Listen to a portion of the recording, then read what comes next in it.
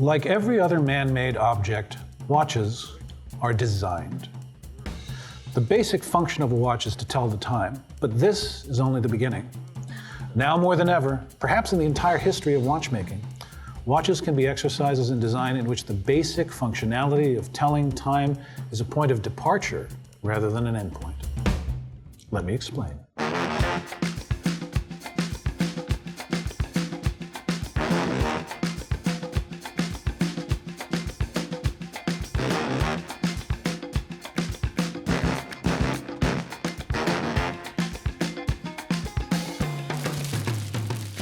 The basic elements of watch design are simple. We have hands, dial markers, the dial itself, the case, and the strap or the bracelet.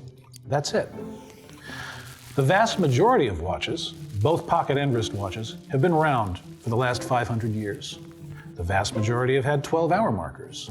The vast majority have had 2 to 3 hands, and usually, but not always, a date display.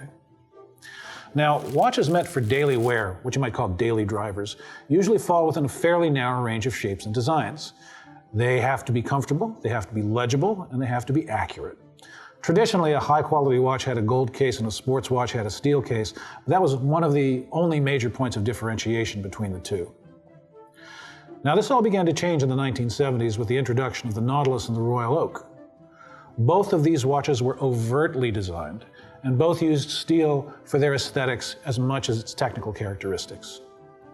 However, while they were revolutionary at the time, the luxury stainless steel sports watch has become a fairly common sight for most major brands, and it still uses most of the basic design elements of a traditional watch. Watches that really depart from this basic formula have often come from the independents. This began in the late 1990s and early 2000s as a new generation of independent watchmakers really began to think outside the constraints of traditional fine watchmaking. Now, among the first of these to do this was de Bethune.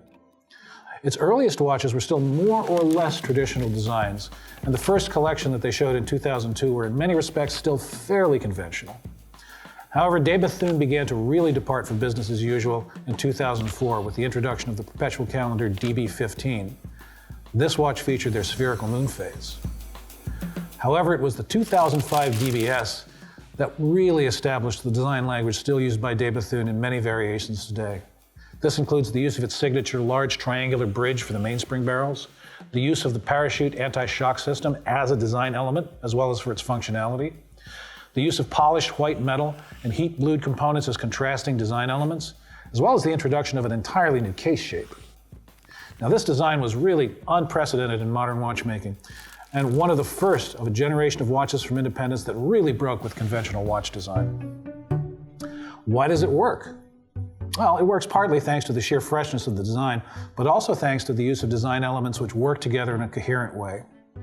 It also works partly thanks to the fact that while the specifics of the design were revolutionary, the use of certain basic aspects of the design represents a reimagining of traditional watchmaking. This is particularly true of the pocket watch-like placement of the crown at 12 o'clock and the use of blued and polished elements overall. Normally, the latter would be restricted to the movement, but the genius of this design has to do with the fact that this design element has been generalized to the entire watch. It was preceded, somewhat in spirit if not in details, by some efforts from other independent watchmakers, one of the most notable of which was Vienney Halter. The Vienney Halter Antiqua doesn't have the overt science fiction feel of the DBS, but it does have quite a wild steampunk feel. It's almost a watch you could imagine on the wrist of Jules Verne's Captain Nemo. The Harry Winston Opus series was also groundbreaking from a design standpoint, especially starting with the Opus 3, which was also designed by Vienney Halter. Orwerk has created an entire design dynasty around the Wandering Hours complication, and they've shown just how much variety you can wring out of a single complication with enough imagination. Perhaps no other person has become so identified with unusual watch design than Max Bucer. MB&F was founded in 2005 by Max Bucer, who was the man behind the Opus series at Harry Winston. And the first horological machine was less a wristwatch than a deconstruction of a wristwatch. From the basic elements of a watch, round case, round dials, and an hour and minute hand, MB&F created something entirely new. And they're up to their 11th horological machine right now and counting.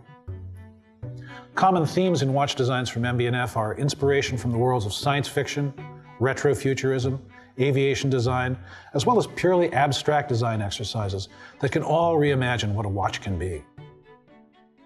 However, adhering to a fundamentally classic design language doesn't mean making designs that aren't immediately distinctive and recognizable. I think an interesting case in point is F.P. Journe. Now, Francois-Paul Journe is a watchmaker very much influenced by what would be considered traditional and classic design values in fine watchmaking. His watches in general are thin by design, very wearable, and usually very balanced overall. But the specifics of his design language are so distinctive that his watches are instantly recognizable and could never be mistaken for anyone else's.